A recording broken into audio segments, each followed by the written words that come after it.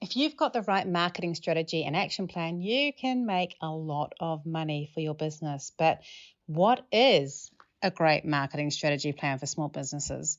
My name is Rachel Klaver, and I'm your host here at Map Marketing. I'm also a marketing strategist and marketing coach who's worked with over 1,000 small businesses one-to-one on their marketing. So I feel like this is an area I can talk about really well. Today, we're going to walk through all the different factors that I think are important when you're writing your own marketing strategy and talk to you about some of the things that I think are really important that make that marketing strategy and action plan really work for your business. I've looked at very few competitors, I'll be honest. So I'm not sitting here and blasting anyone for the way they do something. But over the years, I have seen occasional options where people have sent me ones that they've had and paid thousands for.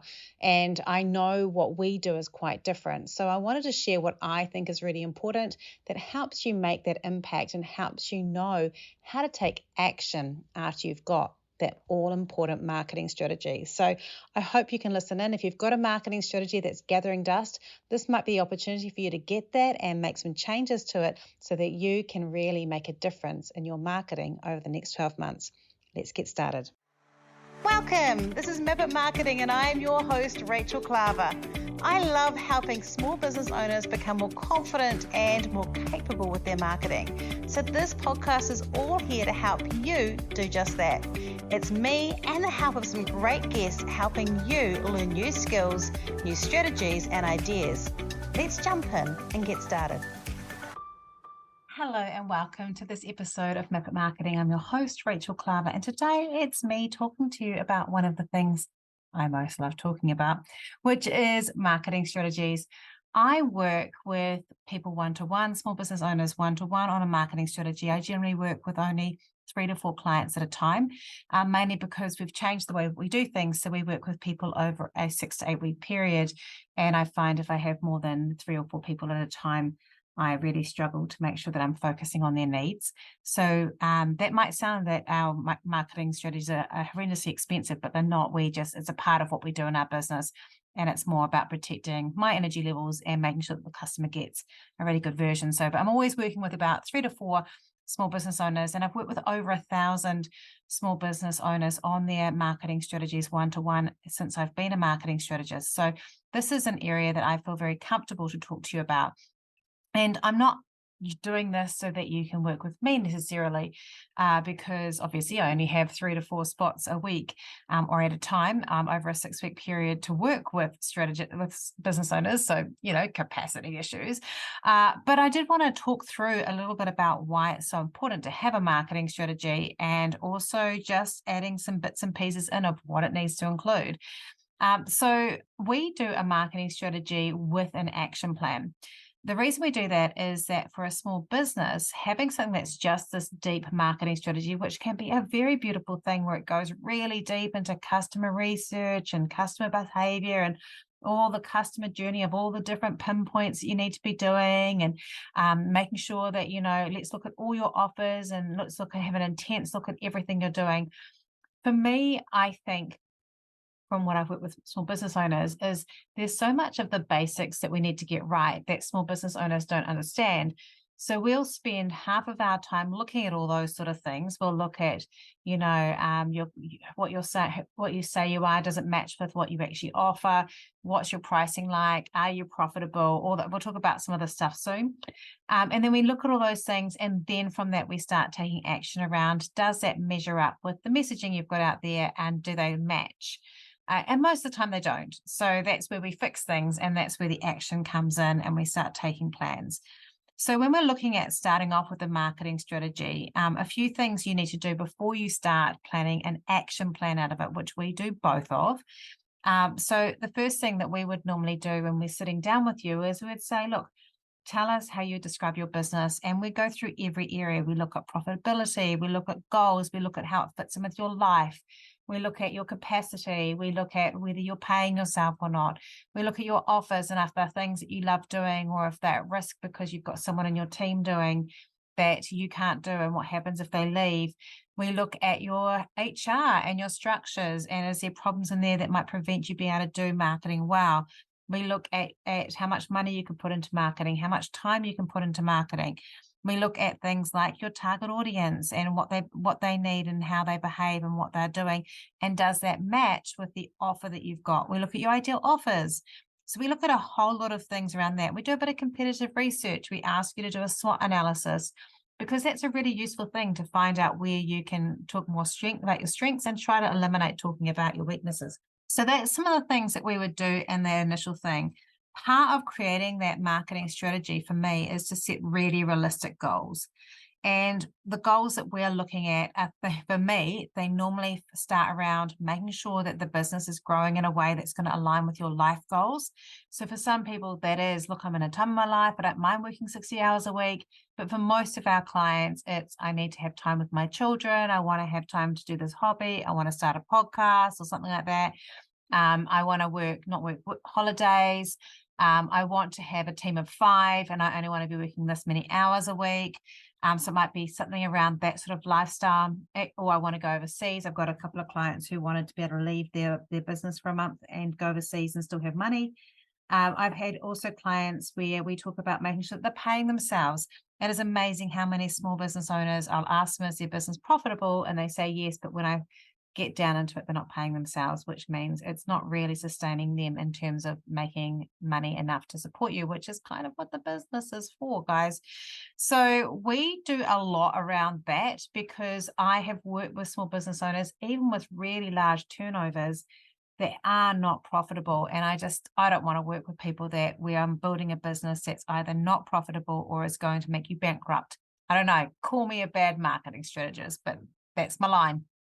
So we really look at those sort of things and find problems. We try and find the easy wins. We look and find things, the gaps, and maybe where you're not directing your interest. I listen carefully to what you're actually telling me you're interested in by some of the stuff you say, as opposed to what you're supposed to be interested in. And we ask lots of questions. And it's interesting, we get quite a lot of pushback, especially around the money stuff. A lot of some of our clients, we actually had someone who left us, who we did the first session with, and she was found it so objectionable that I was asking about pricing structures and asking about pricing and profitability. She felt it was not appropriate for me to know as a business and marketing strategist, but I have to know that stuff for your business. I'm not going to go around and tell it to anybody else. I never share other people's financial information. That would be like a gross idea to do that. I talk generally about businesses, but never that sort of stuff. Anything you tell us, it's meant to be in confidence and would be in confidence. But this person did not like that, and we often have pushback. And when it's pushback, normally is a red flag for me. If you're not prepared to tell me which parts of your business is most profitable, because those are the ones we want to grow. And I don't know if they're most profitable if you won't tell me. We've worked with people where they don't want to grow the most profitable bits, and I don't want to be responsible for that. I want to make sure that I'm growing the best part of your business. And if you want to grow an unprofitable part, you've got to tell me exactly why. So that's why I go on about it. All right, so we set some goals. We also try to make sure we've got goals around what you want to be doing in terms of earning money for yourself. I want to have goals around, we look at turnover, but honestly, in turnover, we're looking at what turnover do you need to get the earnings that you want to have and the growth you want. And so that's really important. We also look at how to identify your target audience. We did some work around that a little bit, kind of sideways, a couple of episodes ago when we were talking about how to tell people why you're really important. And I did have done a podcast before called Narrow Your Arrow, which is all about narrowing who you're targeting to, which you can also use. But we do spend quite a bit of time on that. We don't do a lot around demographics like, oh, they're 35 years old. We talk more about intent and need and desires because that's the bit that we actually want to talk directly to. And I think that's really important, looking a little bit at preferences and behaviors, but not so much at demographics. And I think when I see strategies where it's all on demographics, I feel like that's missing the point a little bit, and we can go too deep in that. I really just want to have a feeling of who you're meant to be targeting in terms of their needs, and so you're talking to those, because otherwise as a business, if you're focusing too much on straight out and out demographics, that doesn't really help when you're coming to do your marketing, except for maybe if you were doing print and you're looking at the overall demographics of who is using it, because that's the content they've got. But when it comes to social, it's more about intent and needs and feelings than it is about people who live in 3-story houses, for example. So that sort of thing is we'd focus on that. We also, I think it's really important for a strategy to include some information around messaging. We'll often rewrite the homepage, or we'll do a brand story, or we'll rewrite bios, or we'll do some about us work, or we'll rewrite some of the content that is fitting in there that really is important to help you identify and show off what makes you different. And so we'll talk about that. And we also, and I believe this should be in there, we create a content plan for you, or a content plan framework and structure that actually gives you the topics that you should be talking about. And then also obviously some support around that. So you should have some messaging in there, looking at that. One of the things that I'll often add, which you can add to your own as well, as we have a section called our company sayings. And what I'd love you to do is just get into the practice of when you're talking to someone in a sales meeting or in business or anything like that, you take some time and you think, oh, that's something that I say all the time. And what you do is you focus on using those in your normal marketing. So if I say something like narrow the arrow in a session, I go, oh, that's a cool thing to say. I'll use it in my marketing because it's something I'm saying to a customer. And so I will listen and note down. I always have a note paper when I'm working with a client. And I'll just write down little things that I say that I go, actually, I could use that in a post. And to me, that's the best time to do it because I'm in full flow with a client. So that's a little tip for you around messaging. Finding your own voice is about finding the words and the phrases that you say all the time and using those. And that creates the messaging that's going to attract the customers that are just like the customers you're working with now. Also, part of this is what I call building your web, or other people would call choosing your tactics. Thinking about things like, in terms of your time, capacity, skills, and your audience, and also your goals, choosing the best channels for you to be able to use to reach your ideal audience. Now, every social media platform has every type of person on it now. So the way we normally look at this is we look at gaps in the market, who in your industry, what are people in your industry using all the time, and are there ones they're ignoring that you could potentially use that we know that your customers are on. We look at your own interests. So we look at things that you like using yourself, that you feel comfortable on. We look at your skill capacity, your time, your capacity in terms of your team and support you've got there, whether you're going to need to have a VA. We look at your whether that's going to be a priority for you or not. And so we kind of focus on that. And we tend to also, with when we're looking at creating those tactics or ideas, we have a look across everything. So while we do, like many people do, focus on digital, I wouldn't do just a digital marketing strategy. I always think it's a really good idea for a small business that you're looking at everything. I always get worried when people silo things off and go, I'm just going to go and do an Instagram strategy, or I'm just going to do a TikTok strategy or a print strategy. You actually should have something that's overarching that looks at how it all ties together, because otherwise you can end up doing different things on different platforms and it doesn't fit and you can get very confused. So we normally say, look, choose 2 core platforms max that you're going to focus on. We'll teach you how to do these other ones. As you grow and develop and become more fluent, you can go on to these ones. But you need to really think about that. And we always try and find things that are also offline or old school or print or other ways to do it. Most of the time, our action plan starts with the first section is mindset. The second one is around finances. The third one is around teams. And that's part of our marketing strategy, because those are so important when it comes to looking at your marketing, because if those things aren't aligned and sorted, it's really hard to get the rest of it done. And that's surprising to most small business owners that we talk about those things, but we've learned that those things can make a huge impact on being able to deliver marketing really well. So we cover those things. Around budget, we always say that, we look at budget. We don't actually make you make a marketing budget in terms of breaking everything down. We give you that responsibility back to yourself.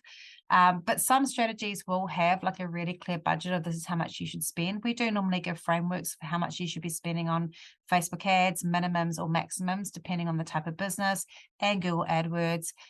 We also will give recommendations around what you should be spending if you're going to do radio or print, and kind of what that should be costing and why you shouldn't be doing some of it. We also are keen on cutting budget. A couple of clients that I have The first meetings we had, we cut hundreds of thousands of dollars of budget that they were spending and reallocated it to other things. And that's the reason why some of them are still with us 6 or 7 years later, because they know that we saved them money, which made the money, which meant that they could work with us on other things. So sometimes we can cut budget or choose or reprioritize things and walk it through. And also just the time and capacity budget. So looking at what can you actually do with the time you've got and having to make hard choices, which sometimes means making a very simple but boring plan that works really well instead of a super snazzy one. One of the differences that I feel with a lot of businesses is that people often think they need to have like a really exciting marketing campaign to launch something. And marketing campaigns are fun, and I've definitely worked with them on particular things. But if the underlying marketing isn't sorted, if there isn't a good base of this is who my target market is, this is my core messages, this is where I'm going to focus, this is what I'm doing, this is my consistent work, those campaigns are going to have a lovely big push, and then they're just going to fall down flat because they don't have that base and bedrock. So for a lot of us, our marketing plans will be quite boring because they just need to get that consistency right, get the regular patterns, get the habits right. Very boring, just like healthy eating, healthy exercise, healthy sleep patterns, all those other things that are horrendously boring. Rachel's going to have another bit of water because she's healthy hydrating. All right. Then what we also need to look at is how to measure some of those things as well. So I'm always really low key on this because measuring things takes time. So we like using Metrical, for example, to help with metrics and just pulling in all your digital material and just keeping an eye on it. We also use some other tools like Hotjar to have a look at your website and things like that. We don't normally go through unless a client specifically asks us to teach you how to use Google Analytics or things like that in depth, because you can pull that material through to Metrical, some of that material, and most of it you don't need to be able to see. But then, of course, there are people who want to go deep. So we've done like deep intensives into how to read your SEO analytics and here's how to fix it and all those sort of things. We will definitely do that. But I think that for most of us, going deep in everything can feel very overwhelming as a business owner. And so you have to pick your battles and choose your seasons of when you're doing that. So once you've kind of got that plan and you've got that structure, I really believe that the best thing then is to kind of work out a action plan that goes from each section. So as I mentioned before, we start with mindset, and then we go into finances, and then we go into team, and then we start going into things like messaging and brand and content and, all the different content, email marketing, all the different bits and pieces, print, advertising, whether you need it, whether you don't, PR, strategic alliances, all the different types of marketing that fit into there and walking through. And then from that, we want to pull out our regular daily, weekly, monthly, and quarterly activity that you can then put into a job calendar. You can put it into Asana or Trello or however you're working, or Notion, and then create your habits and your patterns from it. And a lot of what I believe is missing, or what needs to happen, is understanding how to do those things. And I think that's one of the reasons that people often get a strategy and then don't use it. And one of the things that we've been doing is we now train as we go, or train as we say what you do.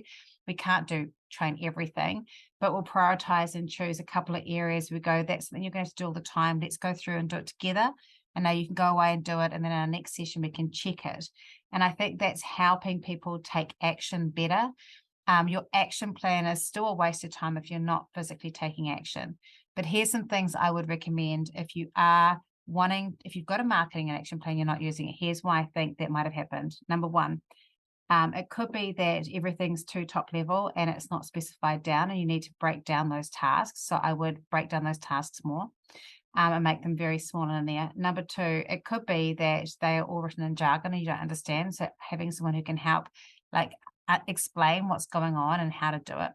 Number three, it might be that it was created for a budget that is certainly not your budget, and it's too expensive to do some of those things. You have to find some of the free, easy, and simple things that you can do that might take more time, but are more expensive. Number four, it might be that you actually need to have some help. You don't have capacity and you need to get a VA, you need to get some in-house help or something to help you actually make some of these work. And number five, you just don't have the skills. You need to skill up and choose and create learn how to do those things. And so those things are things that can stop you from having a marketing strategy and action plan. There is a sixth one, which is that you could actually just not really believe that the marketing strategy is helping you grow in the right way. And so that can happen. Definitely, there have been times where a client has met with me. We've got quite a fair way down the process. And then because we're talking, it shifted stuff and they've gone, actually, I want to shift to this direction. And we're kind of really quite far down the process and we have to make a choice. We can shift, but we won't finish what we've done, or we can finish what we're doing and they can go and do that. And that's a hard decision to make sometimes. And that can be quite common, but those are the things that you need to have and consider in a marketing strategy.